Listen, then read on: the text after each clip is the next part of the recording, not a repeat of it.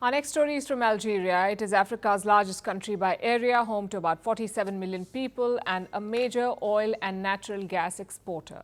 Algeria just held its presidential election. It took place on Saturday. There were 3 candidates in the race, one of them being the incumbent. That's President Abdelmadjid Tebboune. The election results are in, and the 78-year-old Tebboune has won the second term. In fact, he won with a whopping 95% of the vote. He will now go on to serve another 5 years in office. Now, let's pause here for a second. Just think about what I said. Algeria's 78-year-old president just won 95% of the vote. 95%. Does that strike you as a little odd? How does someone become that popular? For context, let's look at the recent Russian election, which was held in March this year. Vladimir Putin won that election. He was expected to win. He won with about 88% of the vote. Now let that sink in. Even Putin did not cross the 90% threshold. But Tebboune somehow managed almost 95%. How did that happen? You know, over there's not much choice. Either you submit or you keep quiet.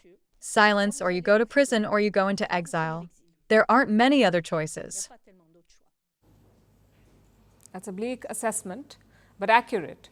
Only 3 candidates finally took part in the election, but a lot more had wanted to contest. More than 24 candidates were disqualified or forced to resign. There were barriers to contesting, and the election dates were brought forward, all to benefit the incumbent. Now, does any of this seem fair to you? It did not to Algerians either. The voter turnout is telling. When the results were announced, about 5.6 million votes had been tallied. Algeria's electorate is 24 million strong, which means the voter turnout was just around 23%. So less than a quarter of registered voters went to cast their ballots. That doesn't really show the election in a good light, does it? Basically, the people knew that it was a sham. They decided to not waste their time. Now, after hearing all of this, how do you think the world reacted, especially the Western world, the so-called champions of democracy and all that jazz? Let's look at the United States. Washington is always quick to condemn dubious elections, after all. This was the U.S. State Department's reaction to Putin's victory in March. They said Russia's presidential election occurred in an environment, and I'm quoting, an environment of intense repression. They said the election, and I'm quoting again, could only be described as undemocratic. Strong words for Russia. Same with Venezuela. When Maduro won the presidential election in July, the US said that the election was deeply flawed and that the official results did not have any credibility. So how has the United States reacted to the Algerian election? Well, here's their statement, short and sweet. The US congratulated Algeria. They said that they were looking forward to further cooperation and reiterated that Algeria was a valued partner. That's it. No sermons, no pointing out any flaws, nothing. Europe has also been suspiciously quiet. France has congratulated Tebboune on a second term. But the rest of Europe seems to be intentionally ignoring the result. Why is that? Why can't the West say anything right now? Well, it's because Algeria is a valuable ally to them. Algiers helps Europe with 2 crucial matters: fuel and migration. Algeria is now Europe's second largest gas supplier.